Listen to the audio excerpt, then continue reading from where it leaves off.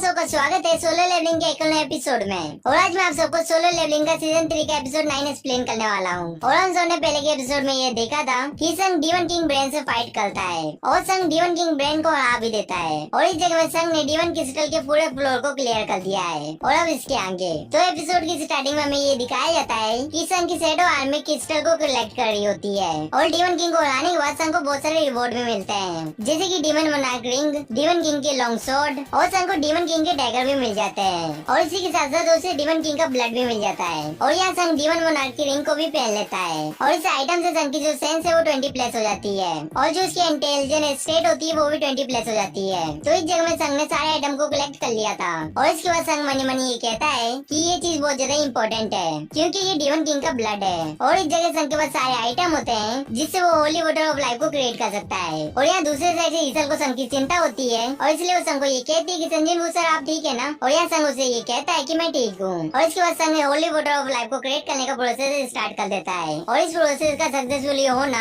Crafter के intelligence stage में depend करता है। और इस जगह में काउंटडाउन भी स्टार्ट हो जाता है। और यहाँ संग ये कहता है कि जो मेरी क्राफ्टिंग की सक्सेस है वो मेरे इंटेलिजेंट पॉइंट में डिपेंड करती है। और अगर मुझे इस चीज के बारे में पता नहीं होता तो मैं अपने इंटेलिजेंस स्टेट के ऊपर इतना ध्यान नहीं देता। और ये सब सुनने के बाद दीसा संग से ये कहती है कि आप स्किल की लेवल के ऊपर बात कर रहे हो जो क्राफ्टिंग करने के लिए जरूरी है, लेकिन आपको चिंता नहीं करना चाहिए क्योंकि आपको बचानी नहीं होगी। और इस जगह में काउंटडाउन खत्म होने वाला होता है और यहाँ वो आइटम सक्सेसफुली क्राफ्ट हो जाता है। और यहाँ संग को ये नोटिफिकेशन आता है कि उसने होली वाटर ऑफ लाइफ को ऑब्टेन कर लिया है। और ये देखने के बाद संग बहुत ज्यादा खुश होता है। और यहाँ ईसल भी संग के लिए बहुत ज्यादा खुश होती है। और इस जगह में क्राफ्ट करने के बाद भी कुछ आइटम बच जाते हैं और जैसे कि वर्ल्ड ट्री का फ्रेगमेंट और डीवन किंग का ब्लड। और इस जगह में पूरी तरह से बस स्प्रिंग वाटर ही खत्म हुआ था। और इसके बाद संग मनी मनी ये कहता है कि ये है होली वाटर ऑफ लाइफ और जो होली वाटर ऑफ लाइफ है वो एक एस क्लास आइटम है। और यहाँ संग सीरियस होती हुई मनी मनी ये कहता है कि इस आइटम से जो मेरी मदर की बीमारी है वो एकदम ठीक हो जाएगी और मैं अभी जाके इसे यूज करना चाहता हूँ। और इसके बाद यहाँ से सीन शिफ्ट होता है और यहाँ संग ये देखता है कि आयरन वायरन को घसीट के उसके पास लेके आता है। और ये देखने के बाद संग आयरन को ये कहता है कि तुमने इसे बहुत जल्दी कैच कर लिया है। और इसके बाद संग राइस कहता है और इस संग की ये वाली एबिलिटी देख के बहुत ज्यादा हैरान हो जाती है। और संजय वो ये भी कहता है कि मैं डीमनों को अपने शैडो में कन्वर्ट नहीं कर सकता, लेकिन ये एक वाइवन है इसलिए चीजें अलग है। और यहाँ संग को नोटिफिकेशन भी आता है शैडो का नाम रखने का, लेकिन इस जगह में संग को वाइवन का पहले वाला नाम याद ही नहीं आ रहा होता है। और ये देखने के बाद ईसा संग को ये कहती है कि सर आप नाम याद रखने में बहुत ज्यादा बुरे हो। और इसके बाद संग इस वाइवन का नाम किससे रख देता है। और ईसा संग को ये कहती है कि अगर हम लोग इसके ऊपर राइड करके जाएंगे तो हम जल्दी पहुंच जाएंगे मेरे क्लैन में। लेकिन यहाँ संग मनी मनी ये सोच रहा होता है कि मुझे इस डीवन क्रिस्टल से बाहर निकलने के लिए क्या मुझे वापस नीचे जाना पड़ेगा और मैं ये चाहता हूँ कि मैं इस जगह से जल्दी निकलूं। और ईसा संग को ये भी कहती है कि हमारा क्लैन पार्टी अनाउंस करेगा हमारे वापस आने की वजह से और जो मेरे फादर है वो भी बहुत ज्यादा खुश होंगे। लेकिन यहाँ संग मनी मनी ये कहता है कि अभी तक उसके क्वेस्ट का रिवॉर्ड उसे रिसीव नहीं हुआ है। और इसलिए संग इंटरफेस को खोलता है और उसे रिवॉर्ड कलेक्ट करने का ऑप्शन मिल जाता है। और यहाँ संग टॉप टायर रूइन स्टोन को ऑब्टेन कर लेता है और उसे 30 बोनस स्टेज पॉइंट भी मिलते हैं और संग को डीवन स्लेयर का टाइटल भी मिल जाता है। और यहाँ संग रूइन स्टोन को निकालता है और इस स्टोन के अंदर शैडो एक्सचेंज स्किल होता है। और इसके बाद संग इस स्टोन को तोड़ देता है और इस जगह में संग को शैडो एक्सचेंज स्किल मिल जाती है।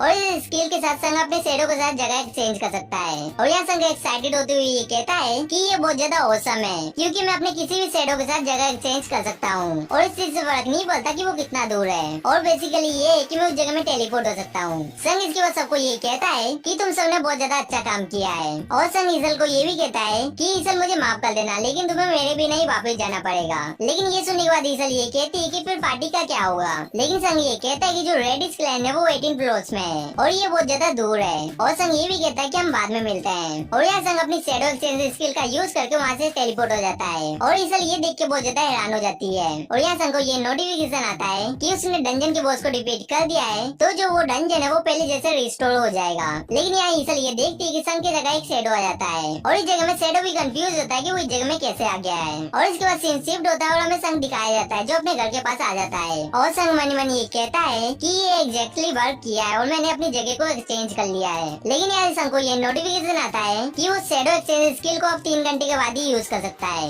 और इसके बाद संग केजल को समन करता है और उसके ऊपर बैठ के सीधा हॉस्पिटल की तरफ जाने लगता है। और इसके बाद यहाँ से सीन शिफ्ट होता है और हमें एंटर स्टेशन की बिल्डिंग की तरफ ले जाया जाता है। और इस जगह में मिस्टर वो ये कहते हैं कि इस वीडियो को हमें जापान से भेजा गया है और इस वीडियो को सैटेलाइट कैमरे से लिया गया है जो मानव को डिटेक्ट कर सकता है। और यहाँ चेयरमैन ये सब सुनने के बाद ये कहते हैं कि जो फर्स्ट, सेकंड और थर्ड मिशन के जो डॉक्यूमेंट थे वो डिस्ट्रॉय हो चुके हैं। और जैसे गेटोलूइस ने ये बताया था, ये देखने से ऐसे ही लग रहा है। और इसके बाद चेयरमैन मनी मनी ये कहते हैं कि फैक्ट ये है कि जो एंट है वो अपने पेरेंट्स को चेंज करते जा रहे हैं। और इसका मतलब ये है कि जो उनकी न्यू जनरेशन है वो इवॉल्व करती जा रही है और उनकी हर एक जनरेशन एक ही साथ जीती है और उनकी लाइफ स्पेन इतनी लंबी है। इसके बाद चेयरमैन मिस्टर वू को ये कहते हैं कि एंट को ये बात पता चली कि उनकी क्वीन खतरे में, तो वो टनल में वापस आ जाएंगे अपनी क्वीन को प्रोटेक्ट करने के लिए। और ये सुनने के बाद मिस्टर वू ये बताते हैं कि हम लोग सिग्नल जैमिंग का यूज करेंगे, क्योंकि जो एंट है वो स्पेशल वेव का यूज करके एक दूसरे से कम्युनिकेशन कर सकती है। तो इसलिए हम लोग रेडियो सिग्नल का यूज करके उन लोगों को कंफ्यूज कर देंगे। ये सब सुनने के बाद चेयरमैन ये कहते हैं कि हम सबको बस क्वीन और उसके बॉडीगार्ड को संभालना है। लेकिन यहाँ अचानक से चेयरमैन एक पावरफुल ऑरा को सेंस करते हैं और मिस्टर वू चेयरमैन से ये पूछते हैं कि सर क्या हुआ। चेयरमैन कहते हैं कि तुमने इसे फील नहीं किया क्या? और चेयरमैन मनी मनी ये भी कहते हैं कि ये मानव वेव बहुत दूर से आ रहा है। और इसके बाद यहाँ से सीन शिफ्ट होता है और हमें एक टेंट के पास ले जाया जाता है और इस टेंट के अंदर बाइकोनो और माइंड ब्यूइंग होते हैं। और यहाँ बाइकोनो ये कहते हैं कि क्या तुमने भी इसे फील किया? ये सुनने के बाद माइंड ब्यूइंग ये कहता है कि मैंने रिटायर लिया है, इसका मतलब ये नहीं है कि मैंने अपनी पावर खो दी है और ऑफ कोर्स मैंने इसे नोटिस किया है। लेकिन बाइकोनो ये कहता है कि फिर वो क्या था? लेकिन ये सुनने के बाद माइंड ब्यूइंग ये कहता है कि चाइन और चाय जोंगलिन गिल के शेर के लिए लड़ रहे होंगे और जो माइंड ब्यूइंग है वो एक एस क्लास हीलर है। इसके बाद माइंड ब्यूइंग ये कहता है कि बाइकोनो तुम्हें एक फनी जोक सुनना है क्या? लेकिन यहाँ बाइकोनो जोक सुनने के लिए मना कर देता है। और मनी मन ये भी कहता है कि माइंड ब्यूइंग बहुत ज्यादा अजीब है, क्योंकि ये इकलौता हंटर है जो रिटायर हो चुका है, वो भी परफेक्ट शेप में होने के बाद भी। और ये इकलौता हंटर है जो ऐसे रिटायर हुआ है। हालांकि एस क्लास हंटर बहुत अच्छे पैसे कमा सकते हैं, लेकिन मुझे ये समझ नहीं आ रहा है कि उसने क्यूट क्यों कर दिया है। और ये रिच फैमिली से भी नहीं है। और इसके बाद माइंड ब्यूइंग ये कहता है कि तुम सीरियस हो, तुम सही में वहाँ जाना चाहते हो? बाइकोनो ये कहता है कि मैं वहाँ जाने वाला हूँ। लेकिन माइंड ब्यूइंग उदास होते हुए ये कहता है कि तुमने ये देखा था ना कि युनसूक कैसे मारा था? लेकिन बाइकोनो ये कहता है कि इसीलिए मुझे यहाँ से जाना होगा और अगर हम लोगों ने उन एंड से अभी डील नहीं किया तो कंट्री के सारे लोग बहुत ज्यादा सफर करेंगे। ये सुनने के बाद माइंड ब्यूइंग ये कहता है कि तुम कब से देशभक्ति करने लगे? बाइकोनो कहता है कि कुछ भी हो जाए लेकिन मुझे जाना होगा और अब तो मेरे पास जाने का रीजन भी है। लेकिन माइंड ब्यूइंग ये कहता है कि कुछ भी हो जाए लेकिन मैं नहीं जाऊंगा और अगर तुम हंटर को रिक्रूट करने के लिए आए हो तो तुम एकदम गलत जगह में आए हो। लेकिन बाइकोनो ये कहता है कि मैं तुम्हें रिक्रूट करने के लिए नहीं आया हूँ, मैं बस तुम्हें बाय करने के लिए आया हूँ, क्योंकि हमें पता नहीं है कि हम फिर से मिलेंगे कि नहीं मिलेंगे। ये सुनने के बाद माइंड ब्यूइंग बहुत ज्यादा हैरान हो जाता है और बाइकोनो को कहता है कि मैंने ये डिसाइड कर लिया है कि मैं टीचर बनने की एग्जाम को दूंगा और बस मैं एक टीचर बनना चाहता हूँ और एक सिंपल लाइफ जीना चाहता हूँ। ये सुनने के बाद बाइकोनो थोड़ा बहुत हैरान होता है और माइंड ब्यूइंग ये बताता है कि तुम्हें ये बात तो पता ही होगी कि जो यूजिन कंस्ट्रक्शन है वो एक गिल्ड को फॉर्म कर रहे हैं और वो एक्सपीरियंस सेंटर को भी ढूंढ रहे हैं और उन लोगों ने मुझे कांटेक्ट करके गिल्ड मास्टर की पोजीशन के लिए ऑफर दिया था और मेरे रिटायर होने की वजह से मुझे दूसरी कंपनी भी ऑफर दे रही है और मैं देखने से ऐसा नहीं लग रहा लेकिन मैं इस काम के लिए फिट नहीं हूँ, तो इसलिए मैं टीचर की एग्जाम देना चाहता हूँ और मैंने ये सोचा है कि मैं कोरियन हिस्ट्री पढ़ाऊंगा। लेकिन बाइकोनो ये पूछता है तुम कोरियन हिस्ट्री के बारे में क्यों सोच रहे हो? माइंड ब्यूइंग स्माइल करते हुए कहता है कि तुम मुझे जानते हो कि मुझे हिस्टोरिकल ड्रामा बहुत ज्यादा पसंद है। ये सुनने के बाद बाइकोनो ये कहता है कि तुम बहुत ज्यादा क्रेजी हो। लेकिन माइंड ब्यूइंग ये कहता है कि जो सिंपल लाइफ होती है वो ऐसी दिखती है और मैं ये चाहता हूँ कि मैं वॉर के बारे में रीड करूँ, मैं हिस्ट्री के बारे में भी जानना चाहता हूँ, लेकिन मैं फाइट नहीं करना चाहता हूँ। ये सुनने के बाद बाइकोनो मनी मनी ये कहता है कि ये सही कह रहा है, ये नॉर्मल है, लेकिन जो हंटर है वो अब नॉर्मल है और मैं ये बात सोचूं तो ऐसे बहुत सारे हंटर है जिन्हें फाइट करना पसंद नहीं है। और इसके बाद यहाँ से सीन शिफ्ट होता है और हमें हॉस्पिटल के पास ले जाया जाता है और हमें यहाँ दिखाया जाता है कि संजन वो विंडो को खोल के अंदर आ जाता है और अपनी मदर को देखने के बाद ये कहता है कि कुछ गड़बड़ हुई तो मैं पीछे नहीं हट सकता और जो मेरी मदर है वो होली वाटर ऑफ लाइफ को कंज्यूम करने की केपेबल नहीं है और अगर उन्हें कंज्यूम कर लिया तब भी ये गारंटी नहीं है कि वो ठीक हो जाएंगी। लेकिन मैंने सिस्टम को बहुत बार मिरेकल करते हुए देखा है और जो अभी तक मेरे साथ हुआ है वो सिस्टम की वजह से ही हुआ है और मैं सिस्टम की वजह से इतना पावरफुल बन पाया हूँ, तो इसलिए मुझे सिस्टम में एक और बार भरोसा करना चाहिए।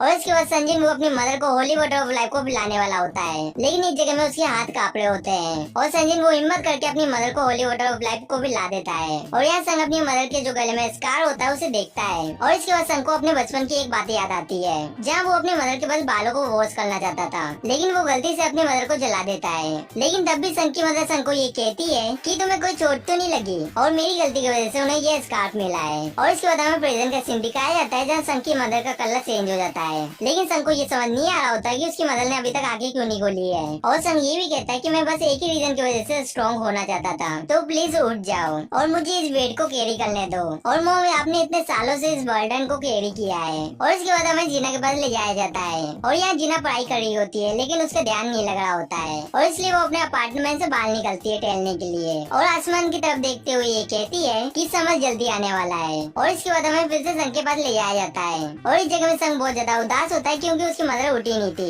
लेकिन यहाँ अचानक से संग की मदर उठ जाती है और कहती है कि संजय वो ये तुम हो क्या? और यहाँ संग अपनी मदर को देख के बहुत ज्यादा हैरान हो जाता है और यहाँ संग की मदर संग से ये पूछती है कि उसे सोते हुए कितना टाइम हो चुका है और यहाँ संग अपनी मदर को ये बताता है कि उसे सोते हुए साल हो चुके हैं। ये सुनने के बाद संग की मदर ये कहती है कि जीना कहाँ है और क्या वो ठीक है? और यहाँ संग के हाथ कांप रहे होते हैं लेकिन वो अपनी मदर को ये कहता है कि जीना एकदम ठीक है। और ये सुनने के बाद संग की मदर ये कहती है कि जीनो तुमने अपने वादे को पूरा किया है। और संग का हाथ पकड़ के ये कहती है कि तुम बहुत ज्यादा हटे हुए हो और तुमने बहुत सारी परेशानी का सामना किया है मेरे 4 साल स्लीप में जाने की वजह से और तुम्हें अपनी बहन को भी अकेले संभालना पड़ा। और ये सब सुनने के बाद संग रोने लगता है और ये एपिसोड यहीं पे खत्म हो जाता है। और यहाँ से जाने से पहले स्पेलिटी और एनिमे फ्यूजन को एक बहुत बड़ा शाउट आउट और हम सब मिलेंगे किसी नेक्स्ट वीडियो में। सायोनारा।